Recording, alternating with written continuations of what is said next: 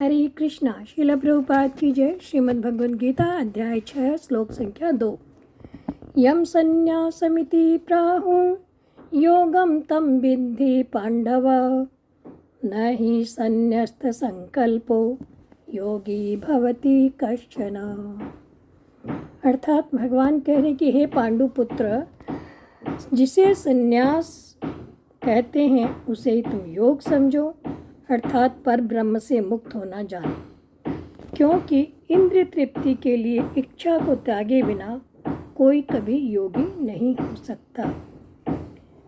तो बेसिकली भगवान यहाँ बताना चाहते हैं कि अगर किसी को संन्यास भी लेना है या भक्ति योग में लगना है या ध्यान योग में लगना है, कुछ भी करने के लिए सबसे बड़ा जो क्राइटेरिया है वह है इंद्रिय तृप्ति की इच्छा को त्यागना।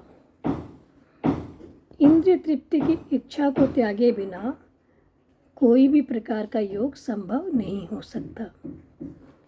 जब व्यक्ति मनुष्य इंद्रिय तृप्ति के भोगों में रमन करता है तो योगी नहीं बल्कि वो भोगी बन जाता है, और भोगी अंत में रोगी बनता है। तो अगर योगी बनना है, भले ही वो संन्यास योग के द्वारा या भक्तिमय कर्म करते हुए या ध्यान योग के द्वारा, सबसे ज़्यादा जो जरूरी है इंद्रिय तृप्ति की इच्छा का त्याग। कभी कभी हमें ये लग सकता है कि भक्तगण बहुत अच्छा खाना खा रहे हैं, बहुत स्वादिष्ट व्यंजन खा रहे हैं, बट वो पा रहे हैं पर उनके अंदर पाने की तमन्ना नहीं, इच्छाएं नहीं है कि मुझे अच्छा मिले। और कभी कभी ऐसा लगता है कि कोई व्यक्ति रूखा सूखा खा रहा है परंतु उसके अंदर इच्छा, मुझे अच्छा खाना मिल जाए, मुझे स्वादिष्ट खाना मिल जाए। तो ये जो इच्छा है, इसका जो मिला भगवत कृपा प्रसाद मान के ग्रहण किया। स्वादिष्ट मिला स्वादिष्ट पाया, और रूखा सूखा मिला वो पाया। इस प्रकार से इच्छा का त्याग होना चाहिए।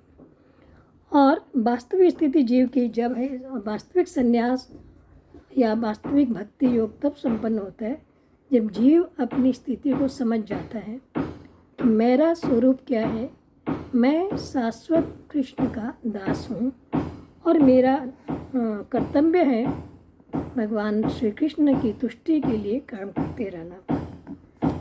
जब व्यक्ति माया के वशीभूत होता है तो वह क्या होता है, इंद्रियों का दास बन जाता है और बद्ध हो जाता है। किंतु जब वो कृष्ण भावना भावित रहता है तो आध्यात्मिक शक्ति के कारण वो सजग रहता है और अपनी सहज स्थिति यानी उसका जो स्वरूप है वो उसमें रहता है।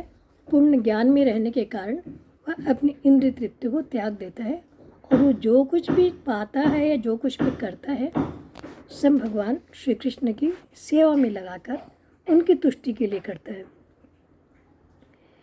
क्योंकि कृष्ण भावना भाविक व्यक्ति जो है, जो भक्ति मूलक कार्यों में लगे हुए हैं, उन्हें वक्त ही नहीं मिलता कि वो अपनी इंद्रिय तृप्ति के लिए कोई कार्य करे। तो ऐसा व्यक्ति साथ साथ ही सन्यासी भी बन सकता है, योगी भी बन सकता है और भक्ति योगी भी बन सकता है। तो यहाँ हम समझ पा रहे हैं कि इंद्रिय तृप्ति की इच्छाओं का मूलतः त्याग अगर कर देता है तो व्यक्ति कृष्ण भावना भावित हो सकता है, क्योंकि ये इच्छाएं ही हमारे पतन का कारण होती है। हरे कृष्ण।